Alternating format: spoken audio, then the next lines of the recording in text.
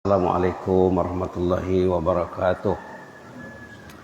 Bismillahirrahmanirrahim. Bismillah walhamdulillah wassalatu wassalamu ala rasulillah wa ala alihi wa sahbihi wa man tabi'ahu wa wala wa sallim tasliman katsiran bi rahmatika arhamar rahimin ya arhamar rahimin ya arhamar rahimin arhamna bi rahmatikal wasi'ah wa afina wa'fu anna wa ala ta'atika wa syukrika inna.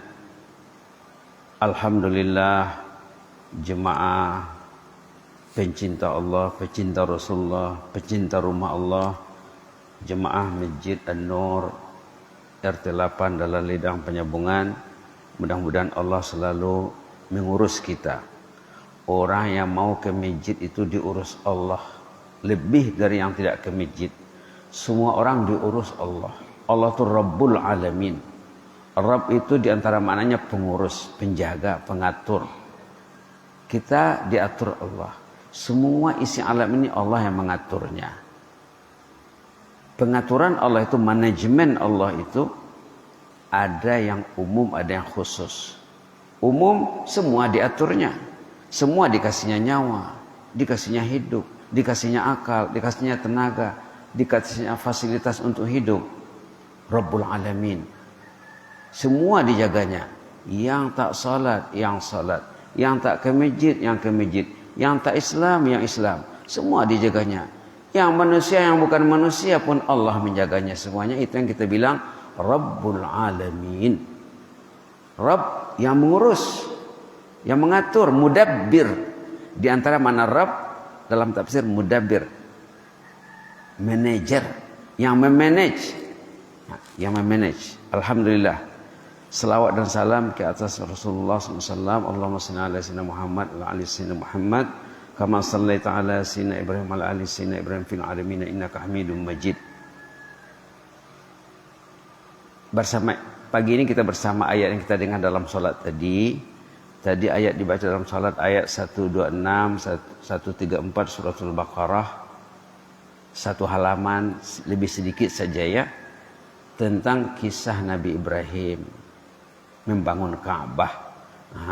Umat Islam sekarang berpusu-pusu ke tanah haram. Berpusu-pusu ke tanah haram. Perhatian umat Islam di dunia ke tanah suci. Sebentar lagi kita akan sama-sama melaksanakan ibadah korban yang juga syariat ini diambil pada syariat Nabi Ibrahim. Ini cerita Nabi Ibrahim. Nabi Muhammad sendiri mengatakan, ana da'watu Abi Ibrahim. Aku ini lahir berkat doa ayahku Ibrahim, katanya. Ini doanya di sini, ayat 129. Doa Nabi Ibrahim meminta kepada Allah agar diutuskan Rasulullah SAW. Maka Nabi Muhammad mengatakan, saya ini muncul karena doa bapakku Nabi Ibrahim, katanya. Nah, ini dia ayat 129. Setelah ayat 127 tentang Nabi Ibrahim membangunkan asas bangunan Ka'bah bersama putranya Nabi Ismail. Itu ayat 127. Ayat 128 Nabi Ibrahim berdoa agar ditunjuk Allah manasik. Ayat 29 tentang doa Nabi Ibrahim agar muncul Nabi Muhammad. Itu maka kita, syariat kita ini mempunyai relasi kuat dengan syariat Nabi Ibrahim. Millata abikum Ibrahim, sebut dalam banyak surah dalam Quran. Baik, kita lihat ayat 129 tentang doa Nabi Ibrahim yang menyebabkan lahirnya Nabi Rasulullah SAW. Betapa hebatnya ya, berapa abad antara doa Nabi Ibrahim dengan kemunculan Nabi. Berapa abad? Boleh dilihat sejarah nanti ya, berapa kurun. Doanya di sini, a'udzubillahi minasyaitonir rajim. Rabbana wab'ats fihim rasulan minhum. Ya Allah, bangkitkanlah, lahirkanlah, utuskanlah di kalangan mereka ini penduduk Jazirah Arab rasulan, seorang rasul minhum, dari kalangan mereka sendiri. Karena setiap bangsa itu akan diutuskan Allah rasul dari kalangan mereka, dari keturunan mereka, berbahasa sama dengan bahasa mereka. Rasulam minhum, seorang rasul dari kalangan mereka. Nah, di sini di samping Nabi Ibrahim berdoa atas kemunculan Rasulullah, doanya di samping doa tentang kelahiran Nabi, ada 3 isi doanya ini merupakan agenda harian setiap umat Muhammad. Orang yang mengaku Muhammad sebagai nabinya, dalam doa ini ada 3 agenda harian. Hebat doanya ya. Apa pertama? Yatlu alaihim ayatik, membacakan Al-Quran. Ini tugas Nabi. Tilawah, yatlu, tala yatlu tilawah, mentilawahkan Al-Quran. Tilawah tidak sama dengan qiraah ya. Qiraah membaca juga. Kalau tilawah membaca serta menyingkap maknanya, membaca yang tersirat, yang tersurat. Quran ini wajib dibaca yang tersurat. Tujuan yang tersurat ini menyingkap yang tersirat. Karena kita baca sebentar kita tak paham. Kita mesti belajar, kita baca tafsir, kita mesti berguru. Nah, tugas Nabi Muhammad pertama yang didoakan Nabi Ibrahim, yatlu alaihim ayatik, membacakan, mentilawahkan ayat kalamullah. Satu, yang kedua, wa yu'allimhumul kitab, mengajarkan Alkitab. Tadi ayat, ini kitab, sama juga ya. Ayat itu kitab, kita itu ayat juga. Ini penguatnya, penguat. Yang ketiga, wa yuzakkihim, mentazkiyah, tugas tazkiyah. Jadi ada 3 ya. Kalau kita buat rumusan, kita bisa sebut dengan 3 T atau 3 ta. Tilawah, ta'lim, tazkiyah. 3 ta atau 3 T, 3 T. Nah, kalau orang Malaysia bilang 3 T katanya. Tilawah, ta'lim, tazkiyah. Itulah tugas kita. Itulah yang didoakan Nabi Ibrahim tentang tugas Nabi Muhammad. Ini juga tugas kita sebagai pengikut Muhammad. Kita mengemban tugas 3 ta, 3 T. Tilawah, mentilawahkan Al-Quran. Quran ini wajib dibaca. Kalau bapak belum baca Quran lagi, usahalah ini membacanya. 1 ayat tidak bisa dibaca, 1 halaman tidak bisa dibaca, tidak ada alasan. Maka perintah Iqra di awal turunnya Al-Quran 5 kali diulang-ulangi. 1 sebelum Iqra bismi rabbika itu 3 kali. Iqra kata Jibril. Iqra katanya. Iqra 3 kali. Kali keempat, Iqra bismi rabbikal ladzi khalaq. Kali kelima, Iqra wa rabbukal akram. 5 kali. Dalam hadis 3, dalam kalamullah dalam awal surah Al-Alaq itu 2. 2 tambah 3, 5 kali. Iqra bismi rabbikal ladzi khalaq. Khalaqal insana min 'alaq. Iqra wa rabbukal akram. Alladzi 'allama bil qalam. Inilah yang didoakan Nabi Ibrahim. Ini juga tugas Rasulullah ya. Mentilawahkan Al-Quran. Kemudian mentaklimkan, mengajarkan. Tilawah saja tidak cukup. Mesti disingkap maknanya. Diterangkan maksudnya. Kemudian tugas yang ketiga, tazkiyah namanya. Tazkiyah sebenarnya sudah masuk dalam bahasa kita. Sudah masuk dalam bahasa Indonesia. Sudah masuk dalam bahasa Melayu. Tapi belum menyerap secara menyeluruh. Perlu diserapkan. Tidak perlu diterjemahkan. Tilawah kita dah pakai. Ta'lim sudah dipakai. Tazkiyah sudah dipakai. Cuma perlu penyerapan yang penuh. Hebat bahasa Indonesia ya. Bahasa Melayu banyak mengambil daripada kosakata Al-Quran. Baik. Tilawah tadi membaca. Quran ini mesti dibaca. Bacaan itu bacaan tersurat dan bacaan tersirat. Duduklah bapak. Kalau bapak mau baca Quran di rumah dengan ibu berdua contohnya, datang malaikat ke sana meliput berita, oh bapak ini baca Quran dengan ibu, baca dengan anak, baca dengan cucu. 10 menit 1 hari tidak bisa, mesti bisa. 15 menit, setengah jam, Antara maghrib dan isya contohnya. Nah, duduk antara maghrib dan isya. Yang paling bagus sebelum subuh. Yang paling bagus sebelum subuh. Karena pintu langit terbuka. Yang paling bagus berinteraksi dengan kalamullah sebelum subuh. Lewat tengah malam. Sepertiga akhir malam. Sepertiga malam terakhir. Kalau sampai bapak dihibur dengan duduk dengan ibu di rumah, baca Yasin, baca suratul Mulk, baca Waqiah, besok baca lagi, besok baca lagi, besoknya baca lagi. Dalam 10 hari yang lalu saya pergi ke puskesmas, ada urusan dengan dokter, ada ibu yang menunggu giliran jumpa dokter. Sudah berapa umur bu? Katanya 64. Berarti saya pikir saya lebih awal lahir dari ibu ini. Oh, ibu nampaknya sehat. Alhamdulillah. Apa amalan ibu?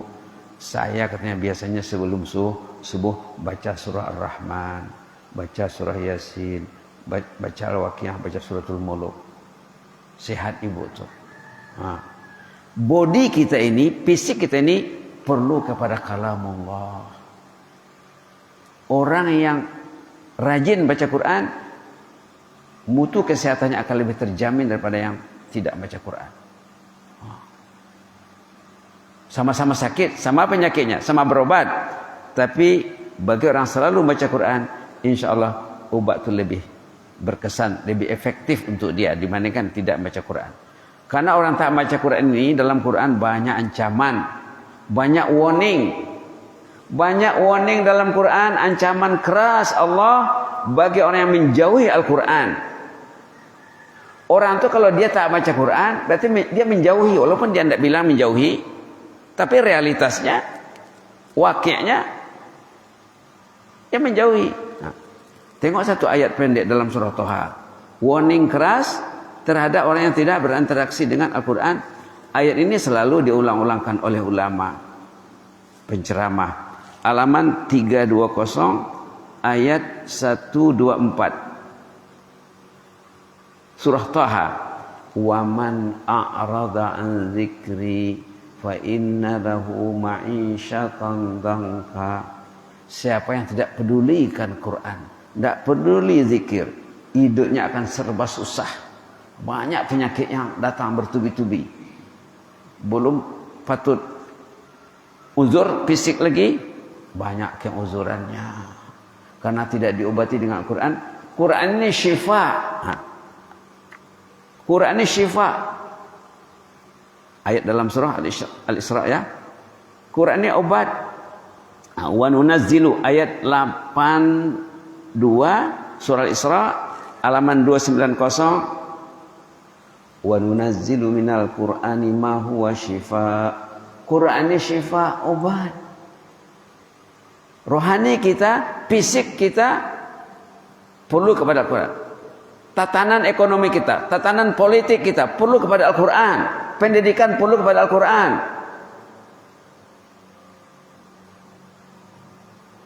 Media informasi perlu berfaksikan Al-Quran. Medsos kita perlu merujuk Al-Quran. Kalau keluar dari Al-Quran, tidak usahlah. Jadi dalam ayat ini katakan wa man a'rada an dzikri fa inna lahu ma'isyatan dhanka. Siapa yang menjauhkan kalamullah, menjauhkan zikrullah, hidupnya akan susah. Karena yang menjadikan body kita ini Allah. Allah kasih kita Al-Quran. Quran ini obat, tidak diambil. Macam manalah kita?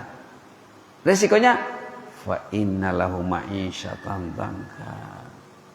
Jadi kalau Bapak mau baca Quran ya, wah, malaikat di langit itu gempar tuh. Wah, Bapak ini mulai baca Quran nih katanya. Apalagi duduk dengan keluarga ya, datang malaikat ke rumah, meliput, mengambil berita keluarga Fulan bin Fulan baca Quran. Nanti akan disampaikan kepada Allah berita itu. Orang yang berzikir berjamaah, berzikir jamaah di rumahnya dengan keluarganya atau di masjid juga sama.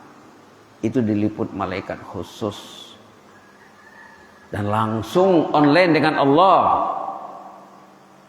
Malaikat online Allah melaporkan berita bapak duduk di rumah bersama keluarga, sejenak bersama Al-Quran. Dalam melaporkan aktivitas tadi, terjadilah interview antara Allah dengan malaikat. Banyak pertanyaannya, kenapa mereka baca Quran? Oh, mereka cinta kepadamu ya Allah. Sudahkah mereka pernah melihat aku? Belum lagi ya Allah, di dunia ini tidak ada orang bisa melihatmu ya Allah. Di jannah nanti baru, di surga baru. Bagaimana kalau mereka nampak aku, kata Allah. Kalau mereka nampak, kita mesti nampak Allah dengan hati kita. Tidak nampak di mata, nampak di hati. Dengar azan, ingat Allah. Nampak di hati kita Allah. Allah memanggil aku ini. Aku mesti datang. Siapa aku ini kalau tak datang? Isi au nanga, asun darau, ipio au tu agasnya. Allah manggil aku ke rumahnya. Kenapa aku tidak datang? Nanti innalillahi wa inna ilaihi rajiun. Saat kita kembali kepada Allah, kita meninggal dunia, kita kembali kepada Allah. Bermasalah nanti. Orang tak kemiji itu bermasalah, dia nanti banyak dengan Allah masalahnya tuh. La ilaha illallah. La ilaha illallah. Bermasalah nanti itu Pak. Yang tak baca Quran bermasalah dengan Allah nanti. Nah, subhanallah, subhanallah, subhanallah. Jadi waktu laporan tadi disampaikan kepada Allah, liputan itu disampaikan kepada Allah, yang paling menariknya akhir kalam yang disampaikan Allah kepada malaikat yang meliput berita bapak baca Quran di rumah dengan istri, dengan keluarga. Apa katanya? Ushidukum anni qad ghafartu lahum. Kamulah saksiku, dosa mereka sudah diampuni. Ushidukum anni qad ghafartu lahum. Kamulah saksiku, dosa satu keluarga sudah diampuni Allah. Nah, mendapat dua runtuh. Ini orang Sumbar. Dapat dua runtuh bapak. Kasus bapak sudah bersih. Ushidukum anni qad ghafartu lahum. Kamulah, kalian inilah saksiku, dosa mereka sudah diampuni, kata Allah. Nah, malaikat ini di antara cara Allah mengatur alam ini, manajemen Allah, di antaranya malaikat itu mondar-mandir, ilir-mudik, di mana orang berkumpul. Ini sekarang ramai malaikat di sini. Di Masjid An-Nur sekarang dikerumuni malaikat nih. Kalau ada tazkirah, ada zikir, ada perhimpunan, datang. Sayyarin namanya, malaikatnya, petugas khusus. Hadis sahih itu Pak ya. Nanti kita bisa baca hadisnya, kita bisa pelajari hadisnya. Di antara cara Allah memanage, mengatur alam ini, ada malaikat khusus mencari di mana orang berkumpul. Mereka ini mundar-mandir, ilir-mudik, tujai-tujulu, tudolok tulombang, ke bukit dan ke lurah dicarinya. Kalau berjumpa orang berkumpul, halumma li hajatikum, mari sini, isan debo katanya. Halumma li hajatikum, mari sini. Dipanggilnya kawan-kawannya pun teman-temannya berkerumun di situ. Nah, malaikat ini kerjanya mengasih bapak kekuatan untuk memahami apa yang disampaikan. Bukan hadir saja, dia support bapak, dia dukung bapak. Subhanallah, subhanallah. Kita baru bicara wa yu'allimul kitab. Apa tadi? Yatlu alaihim wa yu'allimul kitab belum lagi. Wa yuzakkihim belum lagi. Ya ada 3 ta tadi kan. Yang dibicarakan baru ta yang pertama. Yatlu alaihim ayatika. Wa yu'allimuhumul kitab. Ta'lim ya. Ta pertama tilawah, ta kedua ta'lim, ta ketiga tazkiyah. Masing-masing ini perlu kepada pertemuan khusus. Mungkin besok kita lanjutkan lah ya Pak ya. Yang jelasnya Nabi Ibrahim itulah yang mendoakan Rasulullah, baru Rasulullah SAW muncul. Nabi mengatakan dakwatu abi Ibrahim, doa ayahku Ibrahim. Ayahku bukan ayah nasabi ya, ayah ruhi, Ayah ini ada dua, Pak. Ada ayah nasab, ayah kandung, ada ayah rohi, ayah rohani. Teman juga, ada teman setali darah, ada teman seiman, teman seilmu, teman semasjid. Dalam Islam gitu ya. Mudah-mudahan besok kita lanjutkan lagi sampai kita paham yang 3 ta tadi tentang tugas Muhammad, tugas umat Muhammad wajib mengemban tugas 3 ta: tilawah, ta'lim, tazkiyah. Dan ketiga-tiga ini sudah masuk dalam kosakata bahasa kita, cuma belum menyerap sepenuhnya. Kita berusahalah untuk menyerapkannya agar kita paham maksudnya yang 3 ini. Jazakumullah khairan. Inni uhibbukum fillah wa astaudiukumullah. Wassalamualaikum warahmatullahi wabarakatuh.